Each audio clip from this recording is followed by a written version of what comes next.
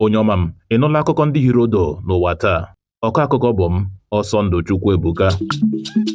Otu onye ụka alakụba ama ama nke ọma ma bụrụ onye otu pati ADC, Sheikh Ahmed Tijani Umar, ka a tọhapụrụ taa dịka ndị uwe ojii nwụchiri naanị ka o mechara agba ole na ole o lere Maazị Peter Obi ọbịa n'ime steeti Kaduna n'ụbọchị Sọnde.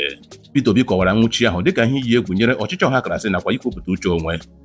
Onye bụbụrụ onye minista ikpe nakwa onye atọnyi jeneral nke ala anyị, Abubakar Malami, akọwala mgbachi ụlọ ọrụ EFCC gbachiri ụlọ ya dị n'Abuja ụnyaahụ dịka ụzọ imegide ya n'ihi okwu ndọrọndọrọ ọchịchị, ma bụ ebubo na ihe ije ahụ bụ n'ihi agụrụ ya ịzọ ọkwa gọvanọ n'ime afọ 2027 ma fụọ ntụtụ taa anyị ga-azọrịrị ọkwa ahụ n'ime steeti Kebbi.